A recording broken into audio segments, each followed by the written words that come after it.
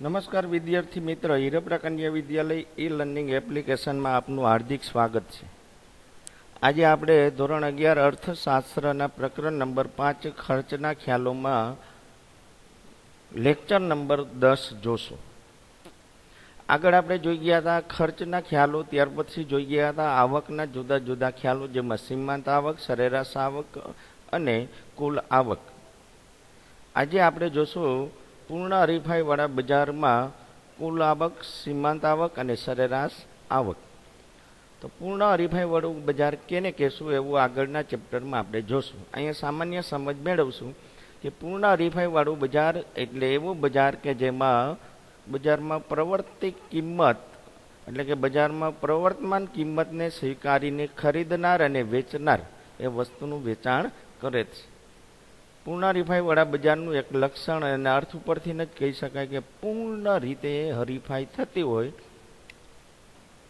એવા બજારને પૂર્ણ હરીફાઈવાળું બજાર કહેવાય. આવા બજારમાં સમાન ગુણી વસ્તુઓ હોય, એકરૂપ વસ્તુના એકમો હોય અને અગત્યનું લક્ષણ છે કે આવા બજારમાં અસંખ્ય ખરીદનાર હોય છે અને અસંખ્ય વેચનાર હોય છે. એટલે કે ખરીદનાર અને વેચનારને બજાર સ્થિતિનું જ્ઞાન હોય છે. કિંમત માંગ અને પુરવઠા દ્વારા નક્કી થાય એવા બજારને પૂર્ણ હરીફાઈવાળું બજાર કહેવાય. આમ પેઢીની નક્કી થયેલી કિંમતને વેચનારે અને ખરીદનારે બેએ સ્વીકારવી પડે છે. કોઈ પણ એનો અસ્વીકાર કરી શકતો નથી. એટલે કે પૂર્ણ હરીફાઈવાળા બજારમાં કિંમત નિશ્ચિત હોય છે, સ્થિર હોય છે અને બજાર પોતે જ માંગ અને પુરવઠાના આધારે કિંમત નક્કી કરે એવા લક્ષણો ધરાવતા બજારને પૂર્ણ હરીફાઈવાળું બજાર કહેવાય છે. સામાન્ય રીતે આવા બજારમાં કુલ આવક, સીમાંત આવક અને સરેરાશ આવક કેવી હોય છે એની સમજ આજે આપણે આ લેક્ચરમાં જોવી છે. તો પૂર્ણ હરીફાઈમાં પેઢી દ્વારા વેચવામાં આવતી વસ્તુની કિંમત એ જ પેઢીની સરેરાશ આવક અને સીમાંત આવક હોય છે. એટલે કે કિંમત બરાબર સરેરાશ આવક અને સીમાંત આવક એટલે કે પી બરાબર AR એટલે કે એવરેજ રેવન્યુ, MR એટલે કે માર્જિનલ રેવન્યુ એટલે કે સરેરાશ અને સીમાંત આવક. જો વસ્તુની કિંમત 50 રૂપિયા હોય તો પેઢીની સરેરાશ આવક પણ 50 હશે અને સીમાંત આવક પણ 50 રહેશે. પરિણામે પેઢીની સરેરાશ આવક અને સીમાંત આવકની રેખા એ જ પેઢીની કિંમત રેખા હશે, જે પાયાની રેખા હશે અને જે OX ધરીને સમાંતર હોય છે. અહીંયા આપણે હવે આકૃતિ દ્વારા જોઈએ તો પૂર્ણ હરીફાઈવાળા બજારમાં OX ધરી ઉપર ઉત્પાદન એટલે અને વસ્તુના એકમો દર્શાવવામાં આવે, OY ધરી ઉપર આવક દર્શાવવામાં આવે છે. આગળ જોઈ ગયા પૂર્ણ હરીફાઈવાળા બજારમાં પ્રાઇસ એટલે કે કિંમત રેખા એ જ સરેરાશ આવક અને સીમાંત આવકની રેખા હોય છે અને પૂર્ણ હરીફાઈમાં સ્થિર હોય છે. એટલે કે ડીડી રેખા એ સરેરાશ આવકની પણ રેખા છે, સીમાંત આવકની રેખા છે અને કિંમત રેખા છે, જે હંમેશા ડીડી રેખા એ OY ધરીને સમાંતર જ હોય છે. એટલે કે ડીડી રેખા OX ધરીની સમાંતર જોવા મળે છે. આમ આકૃતિમાં દર્શાવવામાં આવે છે કે આ ત્રણ બાબતો જોઈ શકાય છે કે પૂર્ણ હરીફાઈવાળા બજારમાં પેઢીની સીમાંત આવક, સરેરાશ આવક એક સમાન હોવાથી એ ડીડી રેખા ઉપર દર્શાવવામાં આવી છે.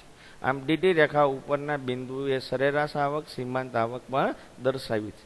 આમ સરેરાશ આવક અને સીમાંત આવક હંમેશા OX ધરીને સમાંતર જ ડીડી રેખા દોરવામાં આવે છે. અહીંયા આપણે જોઈએ છીએ કે આ ડીડી રેખા છે અને OX ધરીની સમાંતર દોરવામાં આવે છે. કારણ કે સરેરાશ આવક અને સીમાંત આવક એકમેકમાં ભળી જાય છે. આ માટે રેખાનો ઢાળ હંમેશા શૂન્ય હોય છે, જ્યારે કુલ આવકની રેખા એટલે કે O બિંદુએથી નીકળીને ઉપર તરફ R બિંદુ તરફ જોવા મળે છે. એટલે કે કુલ આવકની રેખા જેમ જેમ વસ્તુનું ઉત્પાદન વધારશે તેમ તેમ બજારમાં પેઢીની આવક વધશે. એટલે કે OR રેખા જમણી બાજુ ઉપર તરફ જતી હોય છે. એટલે કે O બિંદુએથી એટલે કે ઉદ્ગમ બિંદુએથી 45ના ખૂણેથી નીકળી અને ઉપર તરફ જોવા મળે. આમ વસ્તુનું વેચાણ વધારવા સપ્રમાણ દરે કુલ આવક વધે છે. તેથી આ રેખાનો ઢાળ હંમેશા હકારાત્મક એટલે કે સપ્રમાણ અથવા તો આગળ જોઈ ગયા પુરવઠા રેખાના ઢાળ જેવો હોય છે. તો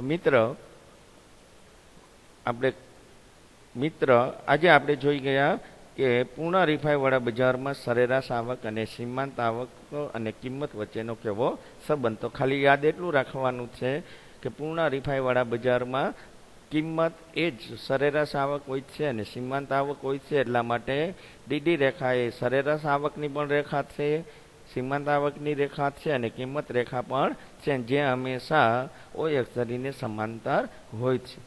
ત્યાર પછીનો છેલ્લો મુદ્દો જોઈએ, અપૂર્ણ હરીફાઈવાળા બજારમાં કુલ આવક, સીમાંત આવક અને સરેરાશ આવક.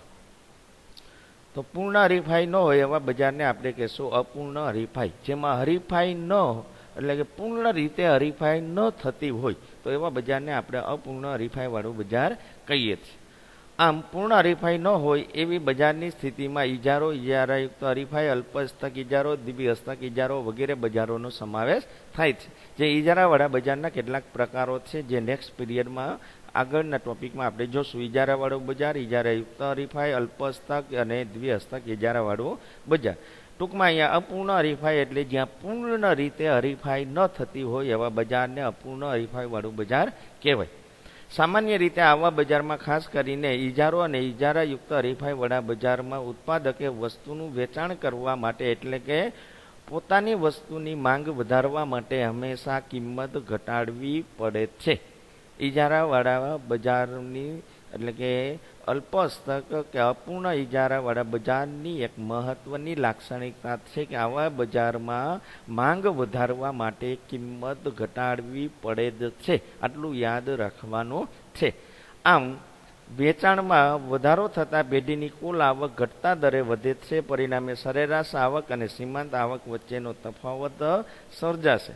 આમ કિંમત ઘટતી હોવાથી સરેરાશ આવક રેખા નીચેની તરફ ઢળતી જોવા મળે છે. વધુ વેચાણ માટે કિંમતનો ઘટાડો અનિવાર્ય હોવાથી સીમાંત આવક પણ ઘટે છે, જે આપણે આકૃતિમાં જોઈ શકીએ છીએ કે ઓય એક્સ ધરી ઉપર ઉત્પાદન વેચાણ દર્શાવવામાં આવે છે, ઓય ધરી ઉપર આવક દર્શાવવામાં આવે છે. જેમ જેમ કિંમત ઘટશે તેમ સરેરાશ આવક અને સીમાંત આવકમાં ઘટાડો જોવા મળે છે.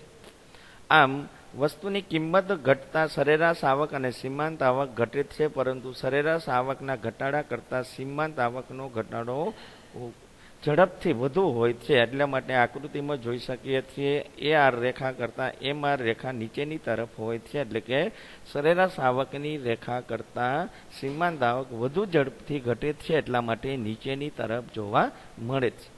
આમ આકૃતિમાં પણ સરેરાશ આવક અને સીમાંત આવકની રેખા ડાબી બાજુથી જમણી બાજુ નીચે તરફ ઢળતી દર્શાવેલી છે.